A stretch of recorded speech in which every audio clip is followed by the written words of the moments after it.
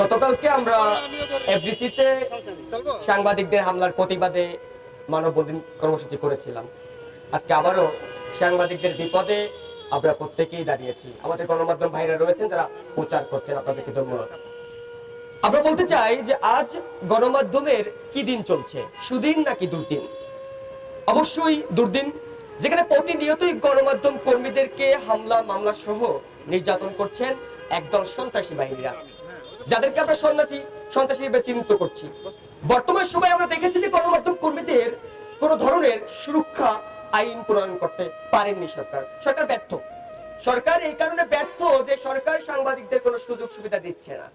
সাংবাদিকদের নির্যাতন করলে কোন ধরনের আইনগত কঠোর ব্যবস্থা প্রশাসন বোঝে সাংবাদিকদের যদি আরো সাহায্য করা হয় এই বিষয়ে, তাহলে সাংবাদিকরা সমাজের অবক্ষয় দুর্নীতি আরো বেশি তুলে ধরবে। এই কারণে হয়তোবা তারা ভয় পাচ্ছেন।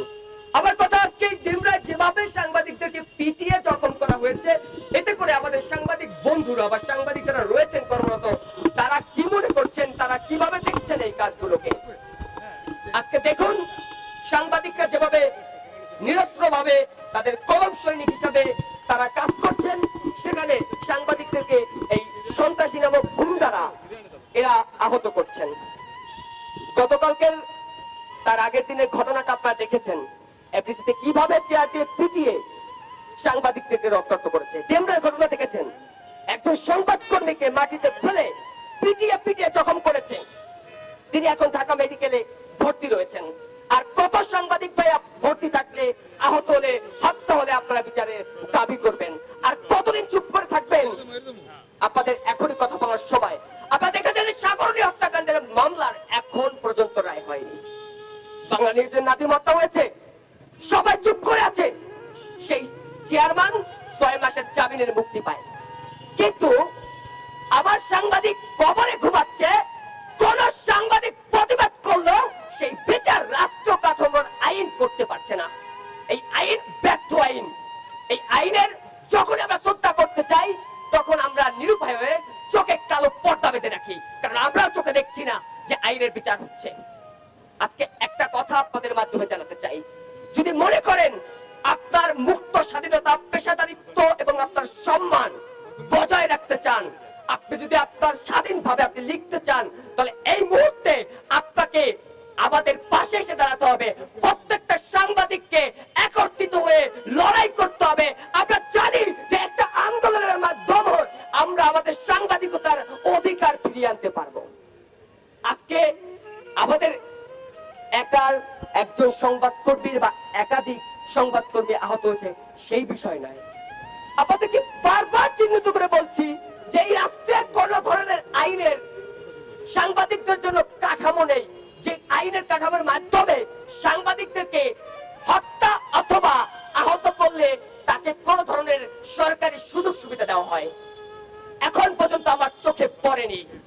আমি দেখেছি যে সাংবাদিকদের কিভাবে হত্যা করা হয়, আমি দেখেছি যে একজন সাংবাদিক বন্ধুকে কিভাবে লাঞ্ছিত করা হয়, আমি দেখেছি একজন সাংবাদিককে কিভাবে নিরুপায় ভাবে তার সাংবাদিকরাই আবার তাদেরকে সমালোচনা করে, আমি দেখেছি।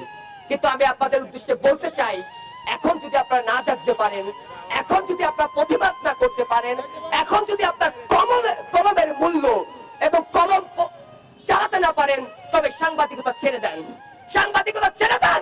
এখন বলছি, নেতৃবৃন্দদের মাধ্যমে বলছি, যদি প্রতিবাদ করলে আপনার প্রতিরোধ করা হতো, তাহলে প্রত্যেক দিন প্রতিবাদ করতে পারতাম। কিন্তু প্রতিবাদ করলে তো এই রাষ্ট্র সরে না, এই রাষ্ট্র বোঝে না সাংবাদিকদের ব্যথা। আজকে দেখুন সাংবাদিকদের রক্ত শুকিয়ে যায়, তারপরও বিচার হয় না। কি লজ্জা! এই জাতির জন্য লজ্জা, রাষ্ট্রের চতুর্থ স্তম্ভের জন্য লজ্জা, আমাদের জন্য লজ্জা, পেশাদারিত্বের জন্য লজ্জা। এই লজ্জা থেকে মুক্তি হতে হবে। আমরা আমাদের সম্মান বাঁচিয়ে আগামী ভবিষ্যৎকে, নতুন প্রজন্মকে শিখাতে চাই সাংবাদিকতা আমাদের অধিকার, জাতির বিবেক, এবং সাংবাদিকতা দেশের স্বার্থে করি, সাধারণ মানুষের স্বার্থে করি, পেশাদারিত্বের স্বার্থে করি, জীবিকার তাগিদে করি। ধন্যবাদ সব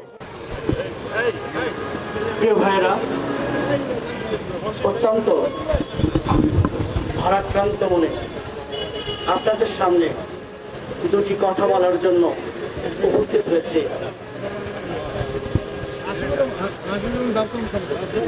এই দুটি কথা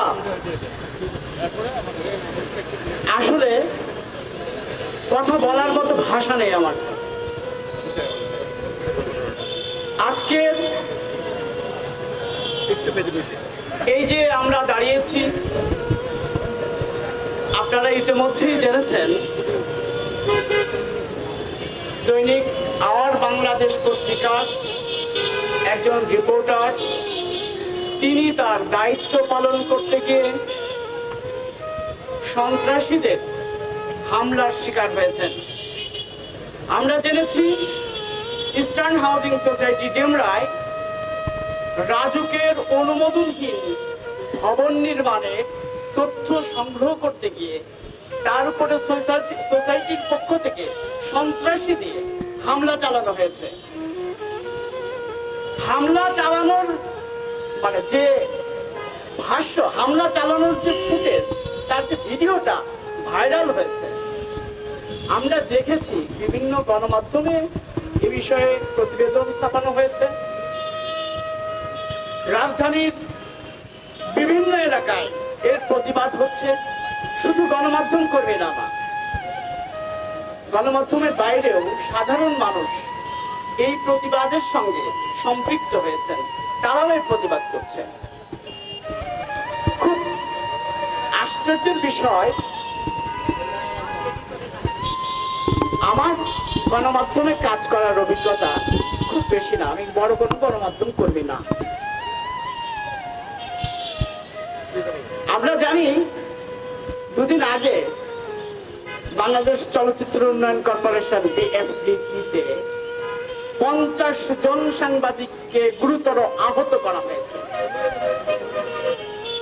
সাংবাদিক নির্যাতনের ঘটনা বাংলাদেশে এটি নতুন না, বা এটি শেষ হচ্ছে। আমরা যারা গণমাধ্যমে কাজ করি তারা জানি যে গণমাধ্যমে কাজ করতে গেলে জীবনের হুমকি আছে। এরপরও আমরা সবকিছু, সব প্রতিকূল পরিস্থিতিকে ফেস করেই কাজ করি। কিন্তু পরিতাপের বিষয় হচ্ছে, আমরা যারা গণমাধ্যমে কাজ করি আমরাও বিভিন্ন সময় বিভিন্নভাবে বিভ্রান্তির শিকার হয়। তথ্যের তথ্য উপাত্তর ক্ষেত্রে, উপস্থাপনার ক্ষেত্রে আমরা বিভিন্ন সময় নানাভাবে বিভ্রান্তির শিকার করি। কেউ বলেন সাংবাদিকরা চাঁদাবাজ, এই যখনই সাংবাদিকদের উপর নির্যাতন করা হবে তখন হলো সাংবাদিকরা চাঁদাবাজ, আর যখন তেলবাজি করবে তখন সাংবাদিকরা ভালো। অন্যায়ের প্রতিবাদ করতে গেলে সাংবাদিকরা চাঁদাবাজ হয়। এর কোনো বিচার নাই। কারা বলে? এক শ্রেণীর সাংবাদিকরা বলে। চাঁদাবাজ হলে বিচার করেন। আমি অপরাধী হলে, আমি অপরাধ করে, আমি কি আইনের ঊর্ধ্বে?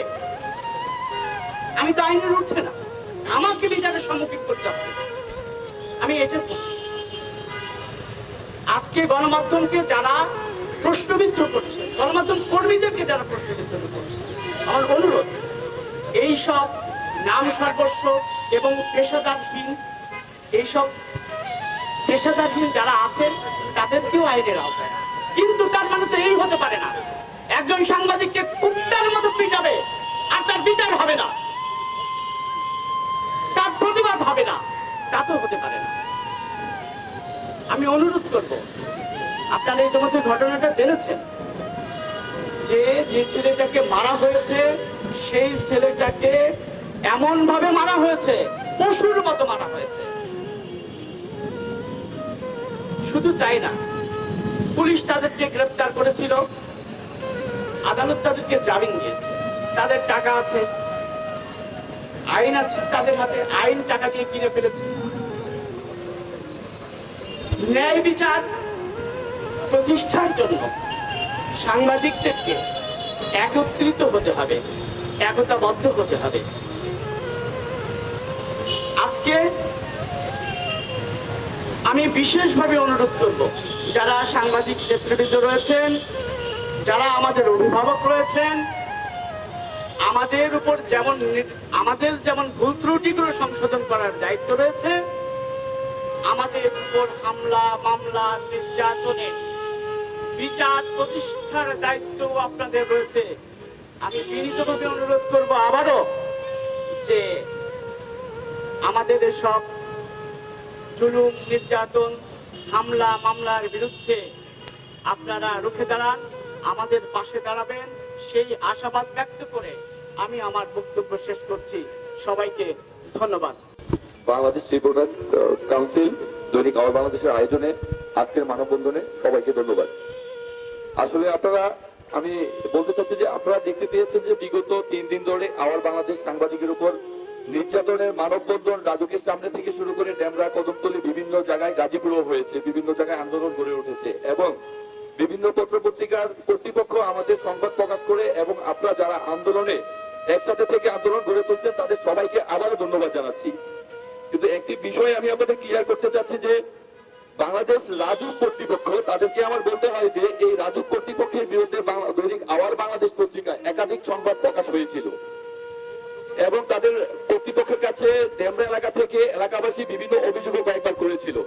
পরবর্তীতে হাইকোর্ট থেকে একটি রিট করা হয়েছিল, রিট থেকে বলা হয়েছিল রাজুক কর্তৃপক্ষের বিল্ডিং গুলো ভেঙে দেওয়া, ইস্টার্ন হাউজিং এর বিল্ডিং গুলো ভেঙে দেওয়ার জন্য 60 কর্মদিবসের মধ্যে, কিন্তু সেগুলো না ভেঙে এখনো ওয়াল তবিয়াতে আছে। আর ইস্টার্ন হাউজিং যে অবৈধ ভবনগুলো গড়ে তুলেছে, একাধিক ভবন, একটি নয় দুটি নয় একাধিক ভবন গড়ে তুলেছে, এগুলোর বিরুদ্ধে রাজুক কর্তৃপক্ষ কোনো অ্যাকশনই যাচ্ছেন না। আজ 3 দিন যাবৎ সাংবাদিক নির্যাতনের ইস্টার্ন হাউজিং এর প্রতিবেদনকালে সাংবাদিক নির্যাতন হয়েছে, এখনো রাজুক কর্তৃপক্ষ চুপ করে বসে আছে, তাদের বিরুদ্ধে কোনো অ্যাকশন কোনো প্রক্রিয়াধীন কার্যক্রম চলমান রাখেনি। কিন্তু আমি আপনাদের আরো একটি বিষয় ক্লিয়ার করতে চাই, যখন সাংবাদিক মাইকা স্পোর্টে যে আমার নিজের চোখের পানি ঝরে পড়েছে, যে কুত্তার মতো পিটিয়েছিল এই সাংবাদিককে, এখনো রাষ্ট্রের কর্তৃপক্ষ চুপ হয়ে ভূমিকা পালন করছেন। কিন্তু যে মামলা করেছেন 2 দিন পর তারা জামিন নিয়ে টাকার জোরে ক্ষমতার দাপটে বেরিয়ে এসেছেন। কিন্তু এই যারা বেরিয়ে এখন উল্টো আমি কিছু জায়গা থেকে কল আসছে যে মামলা উঠিয়ে নেওয়ার জন্য ইস্টার্ন হাউজিং থেকে হুমকি প্রদান করা হচ্ছে, কিন্তু সেই আরো 3 জন পলাতক রয়েছে, তাদেরকে এখনো ধরার কোনো ভূমিকা প্রশাসন কর্তৃপক্ষ থেকে নেওয়া হয়নি। আমি আরো একটি বিষয় আপনাদের বলবো, আজকে যেভাবে আপনারা একত্রতা হয়ে মানববন্ধন গড়ে তুলেছেন, প্রত্যেকটা সাংবাদিকের পক্ষে আরো যারা সংগঠন রয়েছে তারাও মাঠে নেমে এই আন্দোলনকে আরো জোরালো ভাবে চলমান রাখবেন এবং আজকে আমি মাইর খেয়েছি, কালকে আপনি খাবেন যদি এর প্রতিবাদ গড়ে না তোলেন। আমি আর বেশি কিছু বলবো না, আমার বক্তব্যে বাংলাদেশ চিরজীবী হোক।